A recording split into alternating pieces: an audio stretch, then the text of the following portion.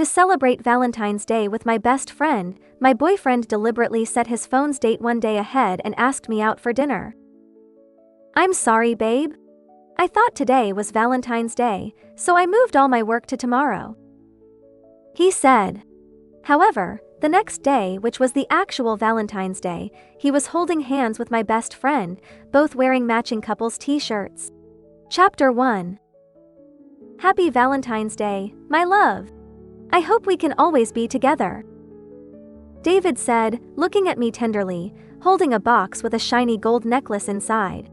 I was puzzled. Tomorrow was supposed to be Valentine's Day. I had planned to break up with him today, but seeing his expression made me hesitate. I wanted to refuse the gift, but David insisted I take it, saying he had spent a long time picking out this gold necklace.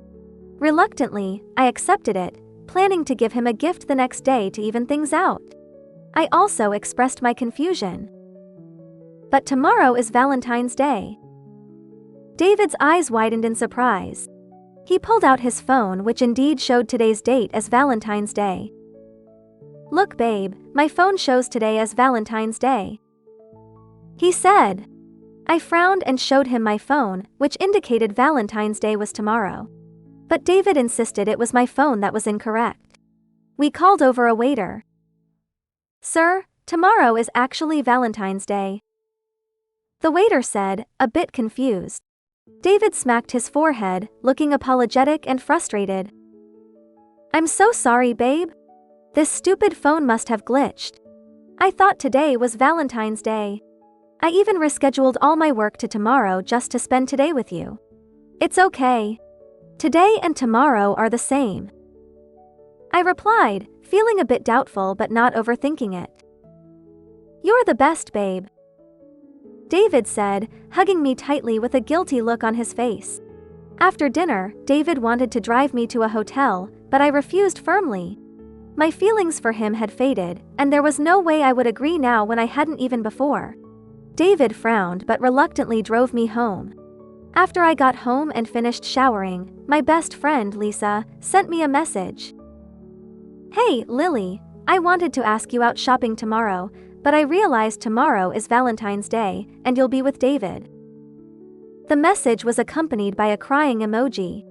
I quickly replied, I can go shopping with you. David has to work tomorrow. Lisa didn't type back but sent a voice message instead. He's so clueless. What are you planning to do tomorrow? Maybe go to the library and read, I replied, feeling puzzled because Lisa's voice sounded unusually sweet and seductive, accompanied by a man's breathing.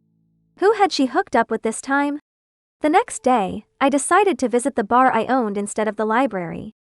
On my way, I ran into David's older brother, Daniel.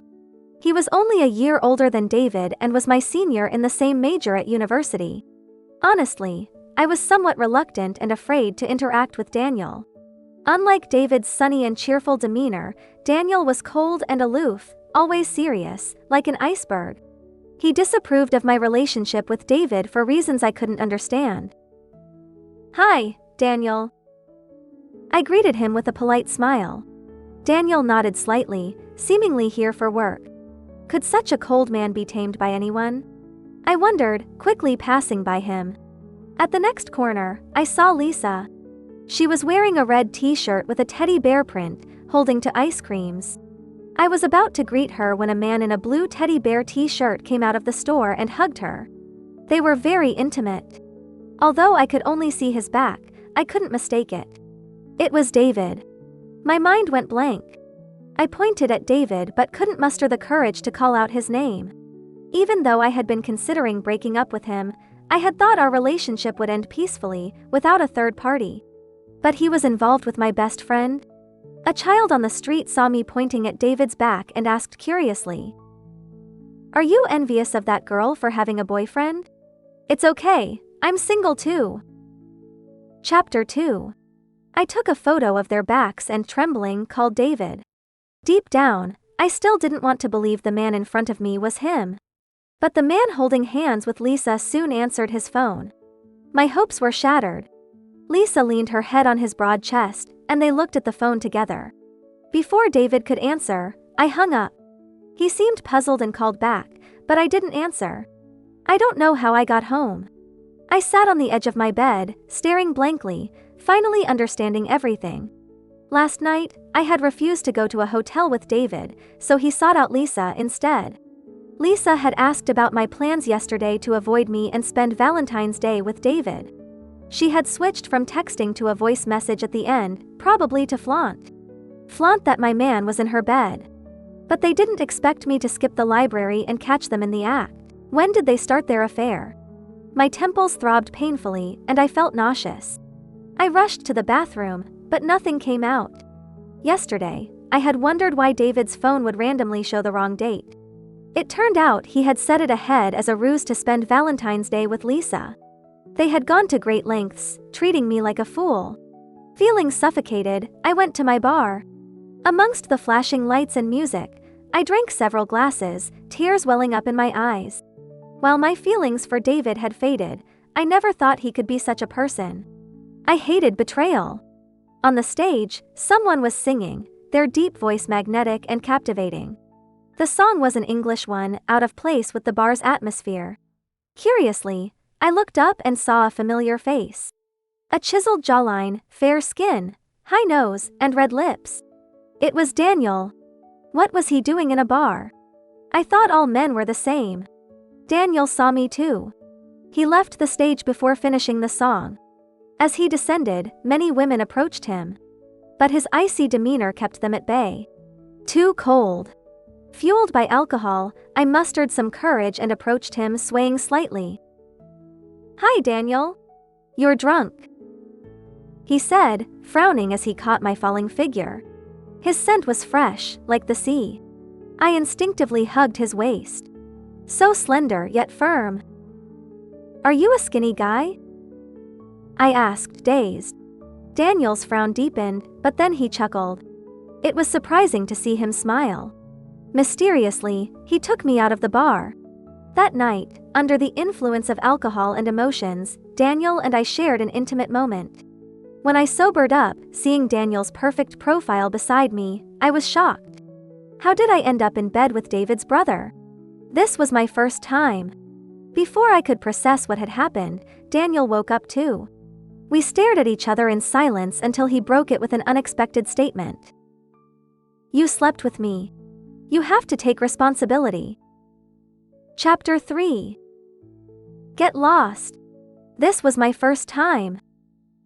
I shouted, throwing a pillow at Daniel. He remained calm, his icy demeanor melting a bit. It was my first time too. "We're even."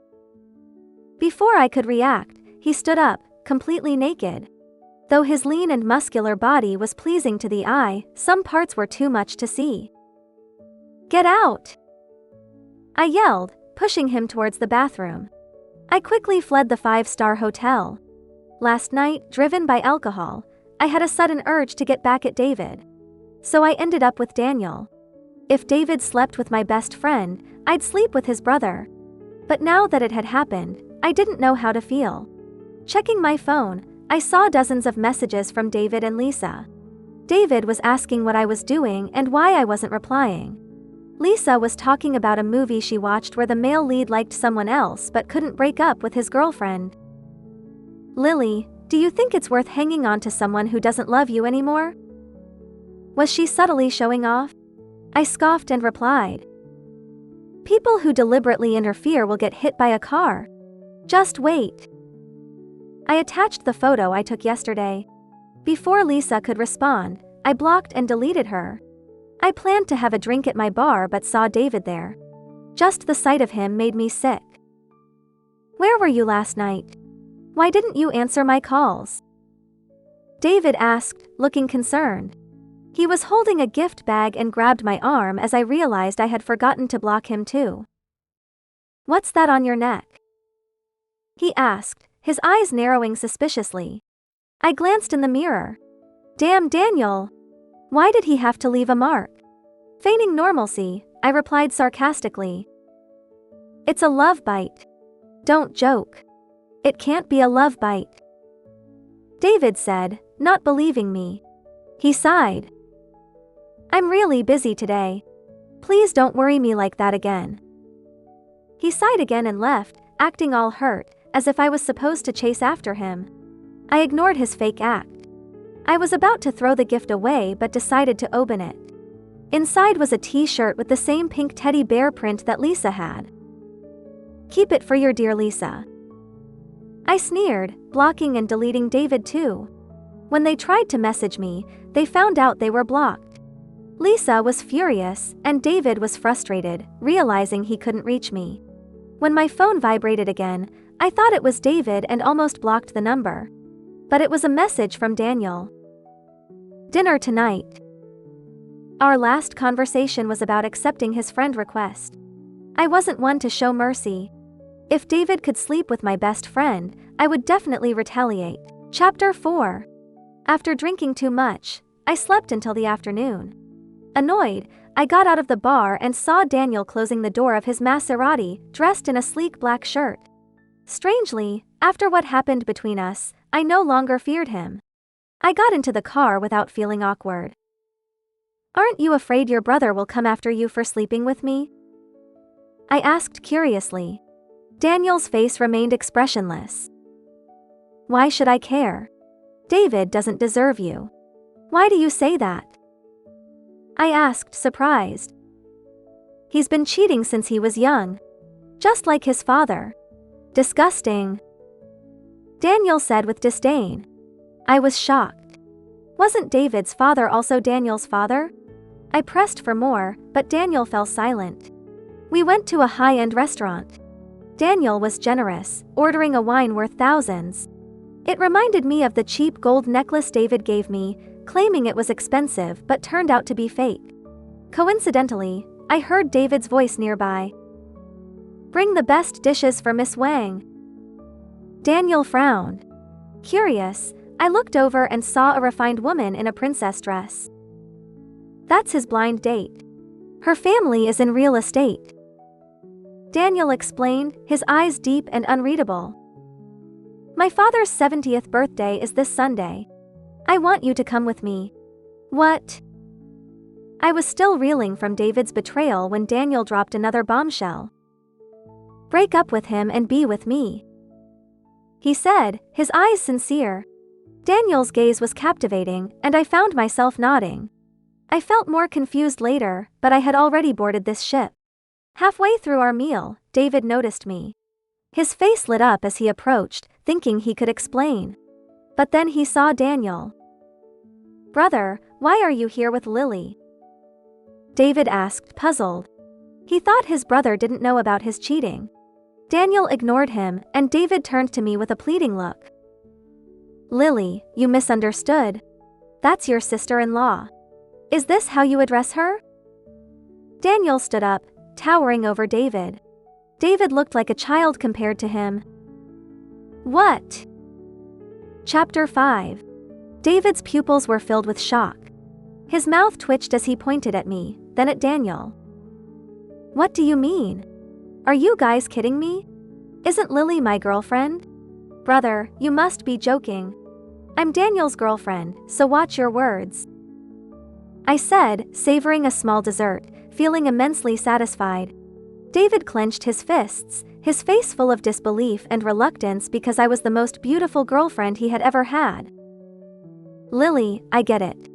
You're doing this to get back at me, right? To make me jealous? But it was all a misunderstanding.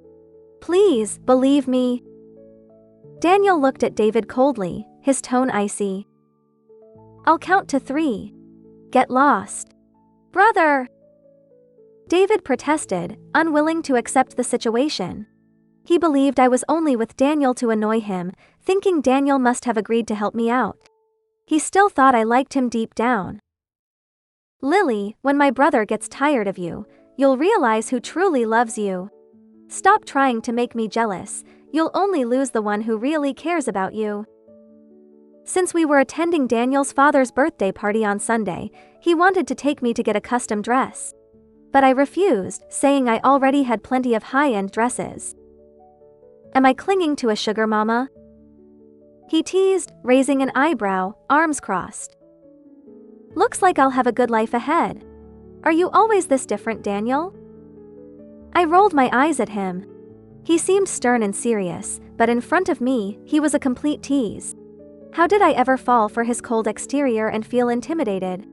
It's funny, David and I started dating in our senior year of university, and it's been 3 years.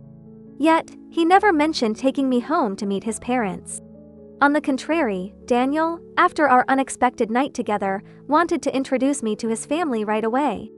On the way to Daniel's house, he said in a calm voice, "David and I are half-brothers." His eyes were deep, revealing little of his thoughts. My father had an affair, and his mother was the mistress who used her child to secure a place. I despise betrayal. Hearing this, my eyes widened, and I opened my mouth but didn't know how to comfort him. "When we get back, they will likely give you a hard time. But don't worry, I won't let them bully you," Daniel said, his tone colder, yet protective. My heart was inexplicably touched. Daniel's family lived in an upscale villa area. As soon as we parked, the butler came forward with a welcoming smile. Today was Daniel's father's 70th birthday, and there were many guests, given that the Daniels were one of the wealthiest families in the area. Daniel's stepmother looked young and well-maintained in her early 50s, dripping with jewelry. "Daniel, you're back. And you've brought our future daughter-in-law? Let me have a look," she said with a fake smile, grabbing my arm and scrutinizing me. Seeing my simple outfit, her face flashed with disdain. "Your father is in the study, reviewing some company documents. He'll come down for dinner," she said. The living room was filled with people, many of whom seemed to know Daniel and came up to chat with him. Bored, I sat in a corner eating a small cake, not wanting to stand and listen to their polite but tedious conversations. Soon, David arrived with his date from the other day, and it seemed they had become a couple. Seeing David, his stepmother's expression became genuinely pleased. David looked shocked to see me there. He hadn't expected his brother to take me seriously and bring me home to meet the family. Meeting the parents was a big deal. David's face darkened as he sent his girlfriend away and pulled me into the garden. "Lily, what are you doing here? I'm your sister-in-law now," I said, shaking off his grip and rubbing my sore wrist. "Please, show some respect, David." His face contorted with anger and disbelief. "Lily, stop this nonsense. I admit it was my fault letting Lisa seduce me, but you don't have to go this far to get back at me. Men make mistakes, especially someone with my status. My heart only belongs to you. If you're trying to make me jealous, you've succeeded. There's no need to continue this charade. Would you dare say that in front of Miss Wang?" I asked, laughing at his shamelessness. How could he be so confident in saying such things? "Marrying her is just a family alliance. My true love is you," David said, his voice trembling with emotion, almost bringing himself to tears. "You can't compare to your brother," I said, turning to leave. But he grabbed me roughly. "Lily, did you sleep with Daniel?" Chapter 6. What does it matter to you? I retorted, wincing as I tried to break free from his tight grip. "So you did. We've been dating for 3 years. I even gave you a gold necklace, but you only let me hold your hand while you slept with my brother?" He shouted, his voice breaking. "That necklace was fake. Did you think I wouldn't find out?" I sneered. David's face twisted with rage. He dragged me to a secluded corner, and I kicked him hard. He yelped in pain and in return, slapped me across the face. The sting left me momentarily stunned. "Bitch! If you can please my brother, why not me?" Before he could finish, Daniel appeared and kicked David hard, sending him flying. David landed on the ground, writhing in pain.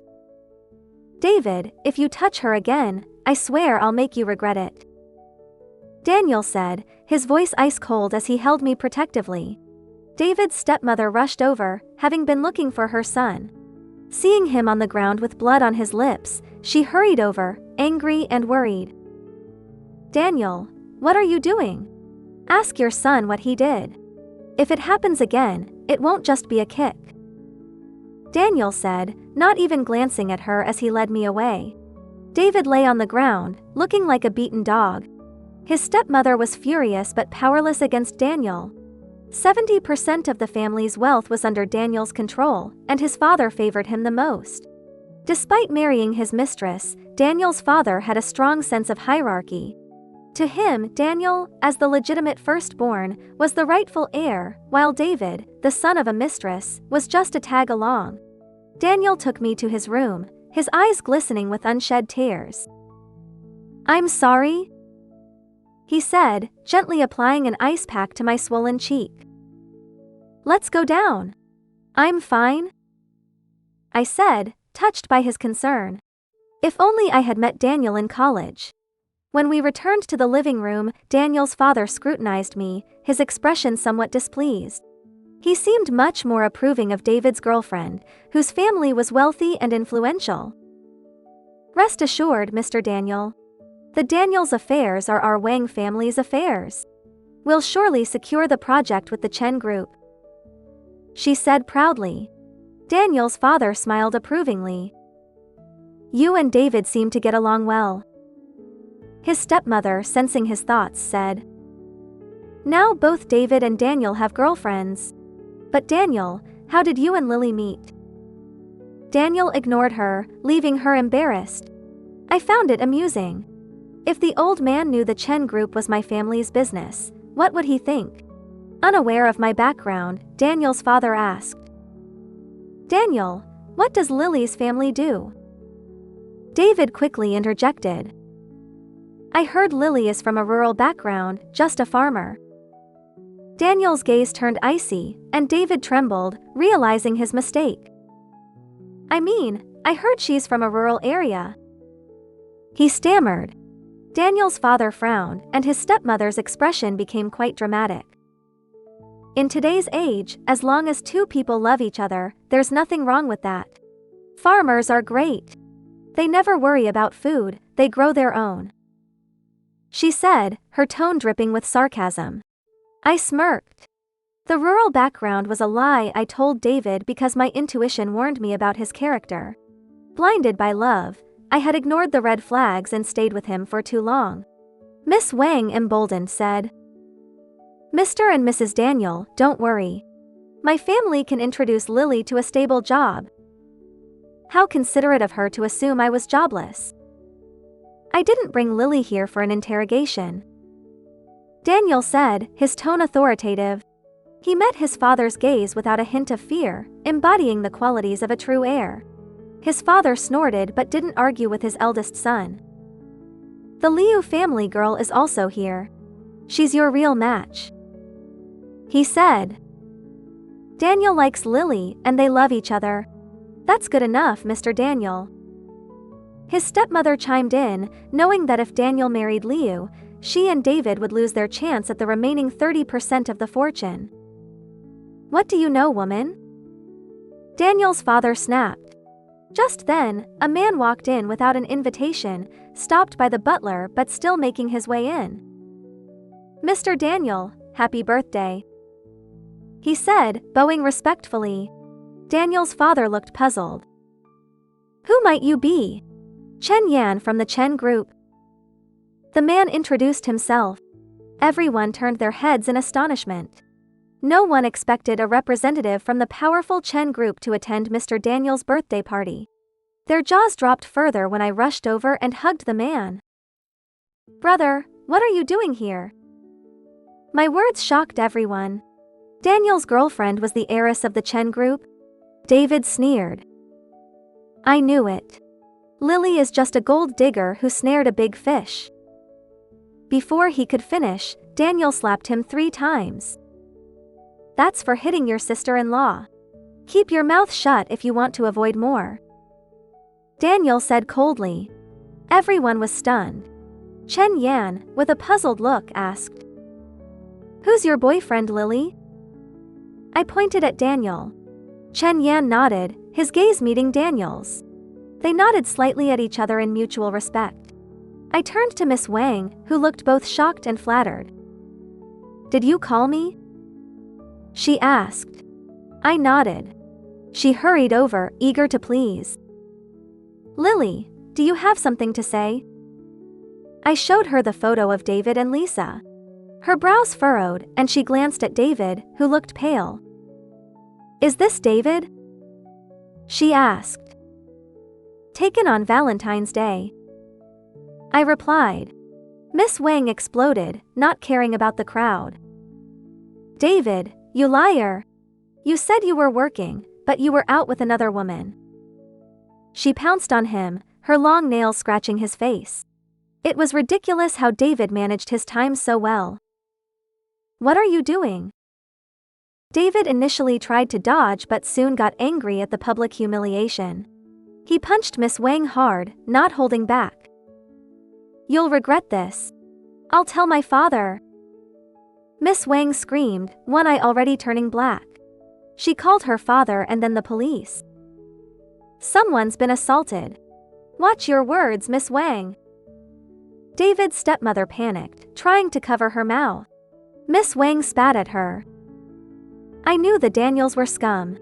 If it weren't for Daniel, I wouldn't even be here. Your husband is a philanderer and your son is a liar. You're all trash." With so many witnesses, Miss Wang vented all her anger, making a scene. Daniel's father looked furious, his face turning even redder. Suddenly, he collapsed. Chapter 8. Mr. Daniel likely never imagined his 70th birthday would be his last. Despite the quick medical attention, he didn't survive. David, tormented by Miss Wang, was desperate when he got out of the police station. He went straight to Lisa's house. Lisa eagerly opened the door, ready to tell him she was expecting. But David grabbed her by the throat. "Whore! If it weren't for you, I wouldn't have lost Lily." Lisa panicked. "David, what happened to Lily? Her family is wealthier than mine. It's all your fault for wanting to celebrate that stupid Valentine's Day." Seeing Lisa turning blue, David let go, but then he kicked her in the stomach. Lisa screamed, blood pooling on the floor. "David, save me. I'm expecting your child." "Whore! The baby must be someone else's," David shouted, running away. When Daniel and I visited Lisa at the hospital, she looked pale and lifeless.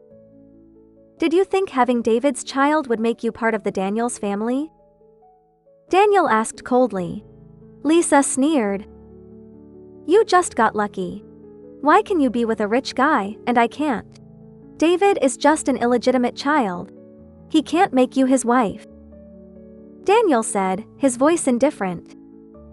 "Thanks to you, Lily and I are together. Curses on you both."